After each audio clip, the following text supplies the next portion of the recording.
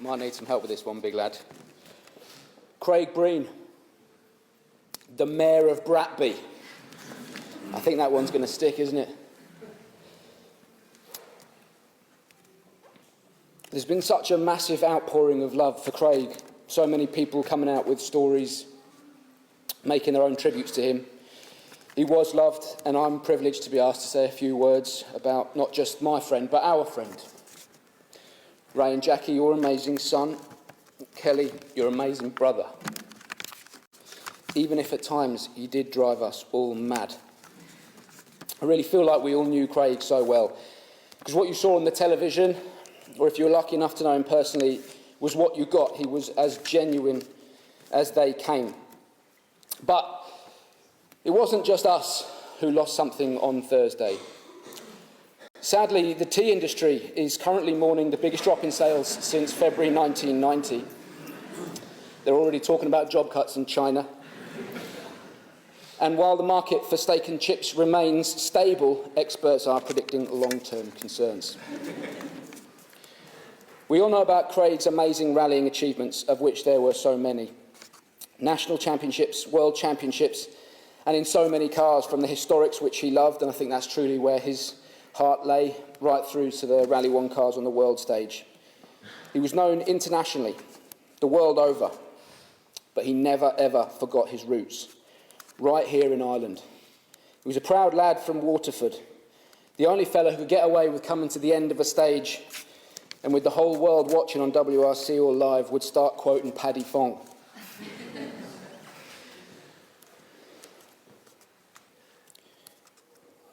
He was a massive rally fan who had a dream and lived it to become the superstar he was, and he was a superstar. But amongst all of that, he kept his feet firmly on the ground, remaining entirely humble. No matter what the situation, he would always make time for people. He did, though, have an answer for everything. And that's often when he was at his best. No matter the situation, good news or bad, Craig faced everything with a positive outlook and on the positive side of life. And that's a very, very rare trait in this world, and something we could all learn a lot from. And I'm sure he would want us to. That positivity is just one of the ways that I will remember him, along with burying my mobile phone at the end of stage 15 in Mexico, and then not actually being able to remember where he did it. As I said, he was humble, he was real, and he wasn't afraid to hide his emotions. He would either make you laugh hysterically or cry. The time I spent with him was mostly done laughing. I remember clearly the same weekend that he borrowed my phone, in fact, we were to commentate together live on one of Saturday's stages of Rally Mexico. And we've both been given out about how hot it was all weekend.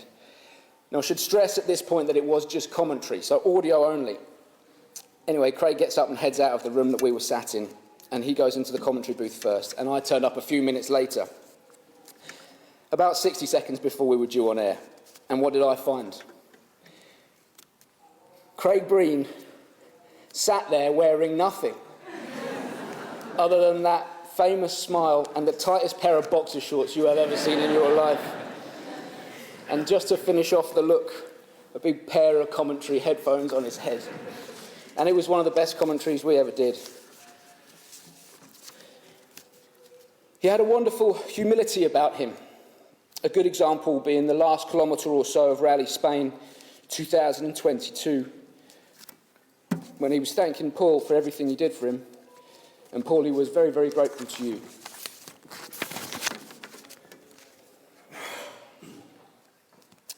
Craig has left an indelible mark on us all as our friend, but also on the entire rallying community and family, from grassroots level right up to the World Rally Championship, not just for being the great driver he was, but I think more importantly than that, the great person that he was. That can be and never will be replaced.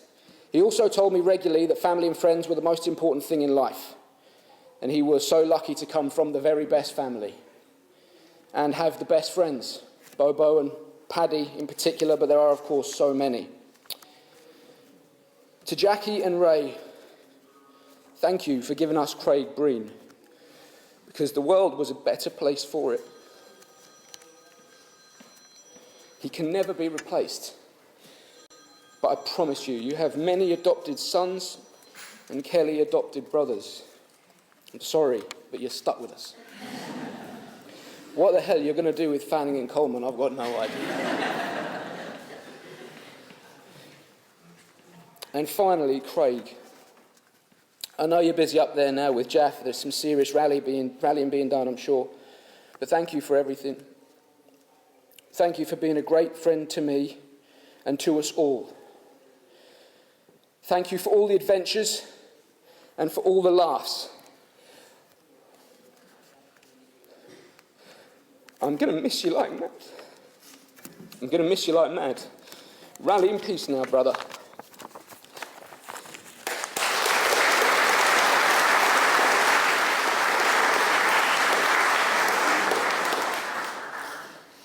Good afternoon, everyone. That's a tough act to follow, I think, there from the lovely Mike Chen. I was asked by the family yesterday to say a few words, and like Mike, I'm very honoured to do so, to talk about your beautiful boy who was so cherished by all of us who knew him as friends, as colleagues, who had the pleasure to interview and commentate about his life, his career for over a decade. I have to say, though, after Mike's little speech there, I don't know whether I'm delighted or devastated that Craig never commentated with me in just his boxer shorts. It's a fine line, I'm not sure. But I have to say, for me, the highlight of my professional career has been being able to talk about Craig, to chat with Craig, commentate on his many, many successes. It's been an absolute privilege. And it's so hard as a broadcast journalist in rallying not to have favourites. You try and be so level and give everyone as much love as possible. But when Craig Breen was on the stage, my heart always fell for him. And I think he knew that. I hope he knew that. I'm going to say a few words now, then I'm going to invite the lovely James Coleman up, and we're going to have a chat. Craig loved the chats, and we're going to chat together about his life. But just a couple of things from my side first. Craig wanted to get to the WRC. That was the dream from when he was that high, and he made it. And he garnered such attention and love from fans from a global audience. I became his unofficial translator in commentary when he would come out with all kinds of things at stage ends. Trying to tell a global audience what a yoke is, for example, being one of the many. And when things weren't going quite right and he didn't have too much to say at a stage end, he'd always come out with something funny, and probably the funniest one was he had a bit of a problem with the giggling pin, but he's put it back in the laughing shaft now and everything is okay. I think they got that one. I have to say, though, for me, Craig wore his heart on his sleeve, and that is why he was so loved around the world. That is why we have seen so many messages, so many tributes to him, saying the lines, "I never met him, but I felt like I knew him," because he did not have any issue with showing his emotion and his charm and his love. And everyone, I think, really bonded well with that. He wasn't ashamed to show who he was. And he wasn't ashamed because he was brought up in the best way, to love, to be loved, and to show such joy. And I think certainly one of my abiding images is going to be of him at Rally Sweden recently, with utter exhilarating joy at stage ends, loving what he was doing and celebrating that. And people loved it, and it was a tonic for them because it made them feel good, watching him feel good, watching him do something that he absolutely loved. James Coleman, a man who's been alongside him for so many years and seen him evolve from a driver with a dream to the driver living the dream. James, come and chat with me now. Thank you, Becks. James, a million memories over the years, and you were there from the start. You've seen him evolve, you saw him grow. Tell us a little bit about your memories of Mr. Breen. Yeah, absolutely. It's very hard to follow everything, what everybody said, but he was hard work, Becks, sometimes. We can attest to that. I may as well tell you, no, he was an incredible gentleman, actually. He was an incredible person, and he obviously, as we all know, had incredible talent. And when you hear our icon of yesteryear's Billy Coleman yesterday rubbing Craig Breen's hand saying, what a talent you had. You know, when you hear that from a person we adored for many years, it was incredible. But back in 2010, I think, I'm not sure the year, 2010, Ray Breen, Craig's dad and myself were leaving Corsica on a 4-seater 2x2, and Ray turned to me and said, James, that's it, we can do it no more. The Peugeot particular deal was finished, and we said we can do it no more, and we shook hands and we said, God, it's a shame, and yada, yada, yada. And that was 2010, 11, I'm not quite sure. And on the Tuesday, I was thinking about this since that day, and on the Tuesday I rang Ray Breen. I remember where I was standing, and I remember what I was doing, which were wrong things, with coffee and cigarettes, and saying to Ray, no, Ray, we are not giving up on this. He is too special not to take it forward. And I asked Ray for permission to do it. And he said, but James, you know, do you think you can? And I said, Ray, I know I can, because I know the hand of cards I have. And I just need to play them. So I sell as a profession, and that's what I had to do. And at one point, even Craig said to me, coming out of Citroën Racing in couple 2-3 years later, we left a meeting with Yves Maton and Marek, and we were in a room while they were discussing the contract. And Craig said to me, I'm not a piece of machinery, you know. And I said, to me, today you are. So, and that was, the difficult part was to sell him, because he was such a nice person. But that didn't make you win. And he was he was shy, actually, a little bit in a lot of occasions. But the hard part for me was just to sell him. He did the rest then. Because once you got past that first sale barrier, he performed like a machine or like anything. He did it, and he had that. And all I could say about him, if he had one flaw, he was too nice. That's it. He was just too nice. He, you know, if he beat somebody, he nearly felt bad about it because he upset them. So, and that's an incredible trait from his mum. His father would give you both barrels, no question. But Jackie, obviously, he took that piece from Jackie, but he was incredible. Incredible. Yeah, and we talked about, you mentioned his performances on rallies, on stages, his successes, his wins, but so many tributes this week, James, have been about his character. Absolutely. And what Craig Breen was about. And as a person, I think everyone felt so close to him because he showed so much of himself to everyone. Absolutely.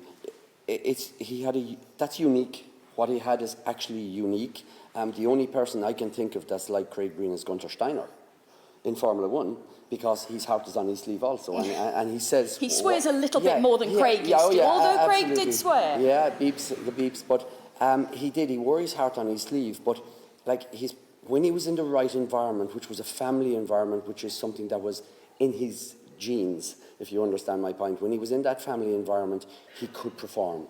Things had to be right. He was a perfectionist. He was the ultimate professional, as you know, the ultimate professional. But he was the ultimate messer too. You know, we could sit in a room after discussing a contract somewhere, and intense stuff now that you'd be fairly serious. And, you know, he would turn to me, and the other people would be in a separate room, and he would turn to me and he'd say, Jim Joe, which he used to call me a lot of the time, Jim Joe, where he got that from, I don't know. Jim Joe, I wonder would a decade of the rosary help? And, you know, you'd feel like slapping him, like. And he'd do the craziest of things. And you talk about his grassroots. People talk about his grassroots, and that he never left him. It never left him. He was a boy from Waterford. And, you know, about maybe 8 years ago or whatever, we were in Monte Carlo together. And we had dinner. There was a group of us. And, like, being in Monte Carlo, two paddies from Ireland who were used to horsing around this country, and we were walking down the street, and I was really happy. I was dressed up and everything was good, and, you know, we had the dinner, and we went and we got 99 cones, like, you know, they scoop them over there and they put it sit on the thing, so it's not that well. Costume, €99, I'm sure, in Monte Carlo. Walking down the street, so proud to be in Monte Carlo. I was with him. I knew this was going to be future champion, and I was saying, we've made it, Craig, in my own head. And walking along, crowd of people, well dressed, and first lick of the cone, bang, straight into my face. Craig. That was the maddest I ever got with him. Absolutely. That was the maddest I ever got with him, but, you know, that was him. wasn't it? Yes, that was absolutely. it. It meant nothing. He may as well be walking in a field in Slievru as Monte Carlo. It didn't matter. He was Craig Breen, and he was there because of what he loved, not because he wanted to live in Monte Carlo. No. Do you understand? So that's incredible memories. I could talk here for hours and hours and hours and hours. As Chinny said, I absolutely want to thank Ray Breen and Jackie for giving us such a boy. Genuinely. We will miss him deeply, forever. But that said, he will actually be remembered long after we're all gone, which is the main thing, to be fair. He gave everybody such pleasure, and we loved him. We'd kill him at times, but we loved him. We'd slap him, but we loved him, honestly, and everybody loved him. He was the people's champion. That's it, wasn't he? He was. He was. Yeah. You want to tell him that you're going to go to the again? Will I do that? Yeah. I'll just say one more thing. Yeah, yeah. Just one more thing before we close from my side. The family said to me yesterday, please say a few words, your last to Craig. These will never be my last to Craig, because we will never stop talking about him. His legacy will live on with us. Tell the stories, share the stories, please, because that's the way we keep him all alive. Well done, Becs.